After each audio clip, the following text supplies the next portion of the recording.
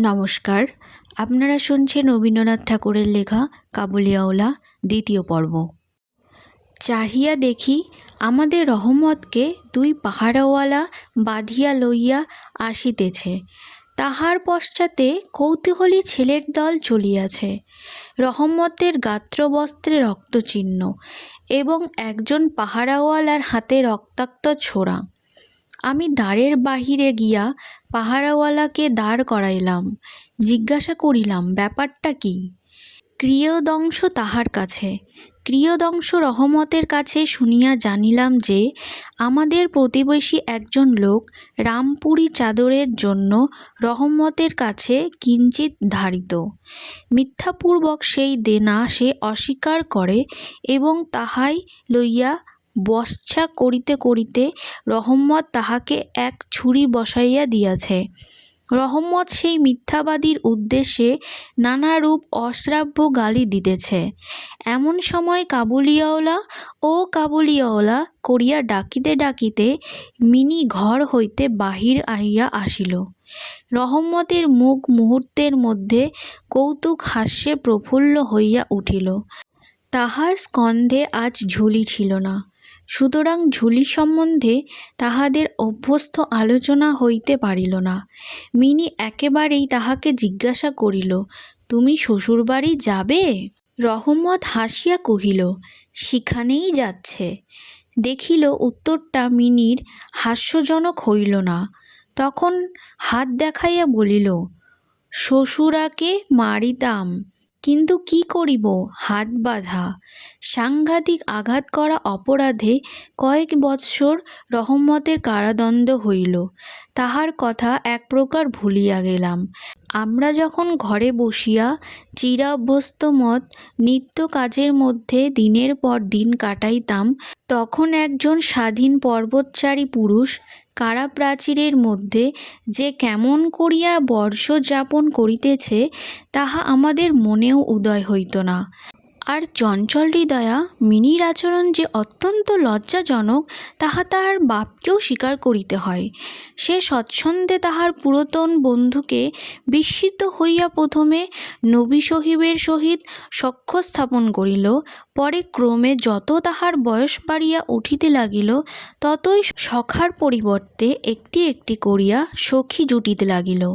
এমন-কি এখন তাহার বাবার লিখিবার ঘরেও তাহাকে আর দেখিতে পাওয়া যায় না। আমি তো তাহার সহিত এক প্রকার আড়ি করিয়াছি। কত বৎসর কাটিয়া গেল, আর একটি শরৎকাল আসিয়াছে। আমার মিনির বিবাহের সম্বন্ধ স্থির হইয়াছে। পূজার ছুটির মধ্যে তাহার বিবাহ হইবে। কৈলাসবাসিনীর সঙ্গে সঙ্গে আমার ঘরের আনন্দময়ী পিতৃভবন অন্ধকার করিয়া প্রতি গৃহে যাত্রা করিবে। প্রভাতটি অতি সুন্দর হইয়া উদয় হইয়াছে। বর্ষার পরে এই শরতের নতুন ধৌত রৌদ্র যেন সোহাগায় গলানো নির্মল সোনার মতো রং ধরিয়াছে। এমন-কি কলিকাতার গলির ভিতরকার ইষ্টক জর্জর অপরিচ্ছন্ন ঘেঁষাঘেঁষি বাড়িগুলির ওপরেও এই রৌদ্রের আভা একটি অপরূপ লাবণ্য বিস্তার করিয়াছে। আমার ঘরে আজ রাত্রি শেষ হইতে না হইতে সানাই বাজিতেছে। সে বাঁশির যেন আমার বুকের পাঁজরের হাড়ের মধ্য হইতে কাঁদিয়া কাঁদিয়া বাজিয়া উঠিতেছে। করুণ ভৈরবী রাগিণীতে আমার আসন্ন বিচ্ছেদ ব্যথাকে শরতের রৌদ্রের সহিত সমস্ত বিশ্বজগৎময় ব্যপ্ত করিয়া দিতেছে। আজ আমার মিনির বিবাহ। সকাল হইতে ভারী গোলমাল, লোকজনের আনাগোনা। উঠানে বাঁশ বাঁধিয়া পাল খাটানো হইতেছে। বাড়ির ঘরে ঘরে এবং বারান্দায় ঝাড় টাঙাইবার ঠুংঠাং শব্দ উঠিতেছে। হাঁকডাকের সীমা নাই। আমি আমার লিখিবার ঘরে বসিয়া হিসাব দেখিতেছি। এমন সময় রহমত আসিয়া সেলাম করিয়া দাঁড়াইল। আমি প্রথমে তাহাকে চিনিতে পারিলাম না। তাহার সে ঝুলি নাই, তাহার সে লম্বা চুল নাই, তাহার শরীরে পূর্বের মতো সে তেজ নাই।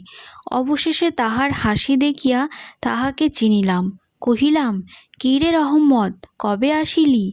সে কহিল, কাল সন্ধ্যাবেলা জেল হইতে খালাস পাইয়াছি। কথাটা শুনিয়া কেমন যেন কানে খট করিয়া উঠিল। কেন খুনিকে কখনো প্রত্যক্ষ দেখি নাই। ইহাকে দেখিয়া সমস্ত অন্তঃকরণ যেন সংকুচিত হইয়া গেল। আমার ইচ্ছা করিতে লাগিল, আজকের এই শুভ দিনে এ লোকটা এখান হইতে গেলেই ভালো হয়। আমি তাহাকে কহিলাম, আজ আমাদের বাড়িতে একটা কাজ আছে, আমি কিছু ব্যস্ত আছি, তুমি আজ যাও। কথাটা শুনিয়াই সে তৎক্ষণাৎ চলিয়া যাইতে উদ্যত হইল।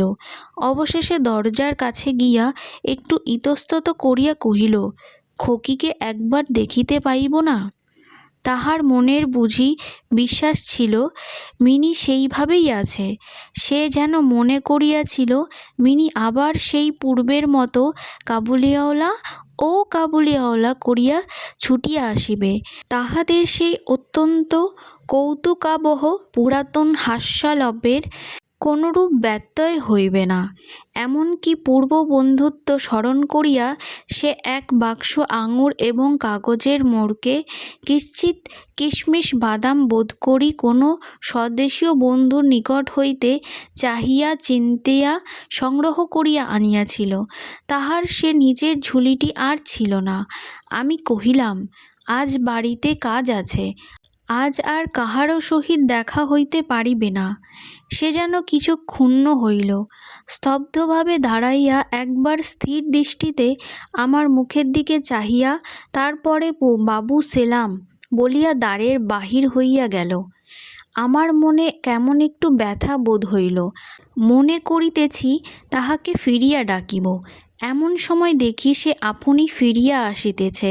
কাছে আসিয়া কহিল, এই আঙুর এবং কিঞ্চিৎ কিশমিশ বাদাম খোকির জন্য আনিয়াছিলাম, তাহাকে দিবেন। আমি সেগুলি লইয়া দাম দিতে উদ্যত হইলে সে হঠাৎ আমার হাত চাপিয়া ধরিল, কহিল, আপনার বহুত দয়া, আমার চিরকাল স্মরণ থাকিবে। আমাকে পয়সা দেবেন না। বাবু, তোমার যেমন একটি লড়কি আছে, তেমনি দেশে আমারও একটি লড়কি আছে।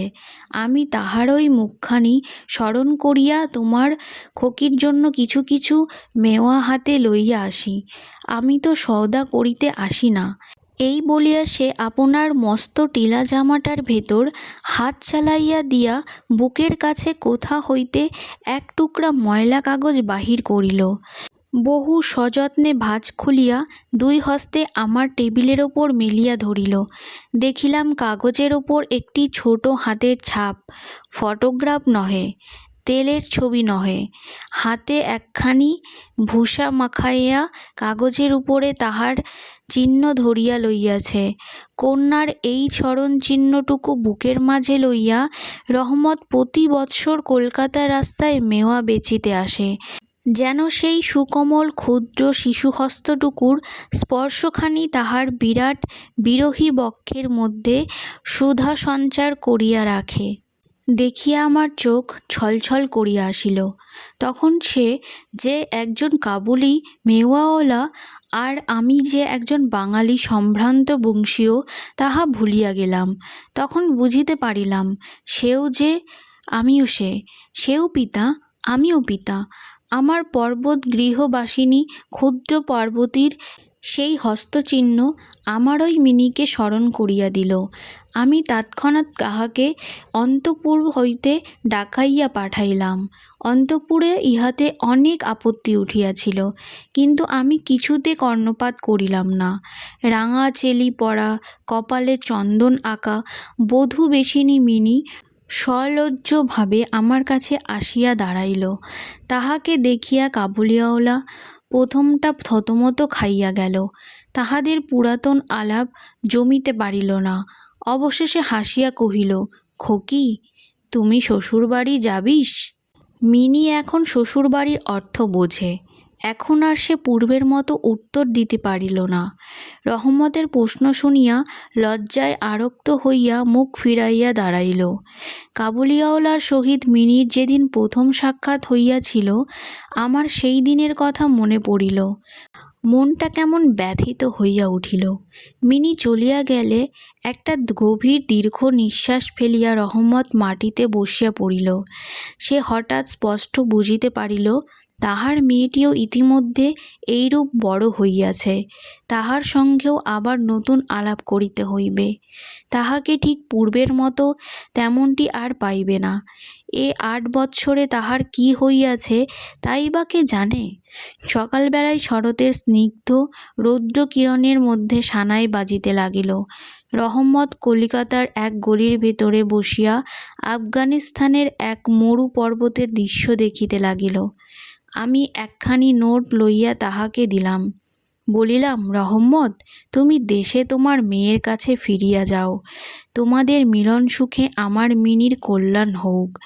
এই টাকাটা দান করিয়া হিসাব হইতে উৎসবের সমারোহের দুটো একটা অঙ্গ ছাটিয়া দিতে হইল। যেমন মনে করিয়াছিলাম তেমন করিয়া ইলেকট্রিক আলো জ্বালাইতে পারিলাম না। গড়ের বাদ্যও আসিল না। অন্তঃপুরে মেয়েরা অত্যন্ত অসন্তোষ প্রকাশ করিতে লাগিল।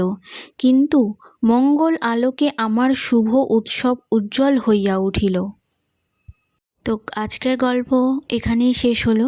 আর গল্পটি কেমন হয়েছে সেটা আপনারা সবাই কমেন্ট করে জানাতে ভুলবেন না।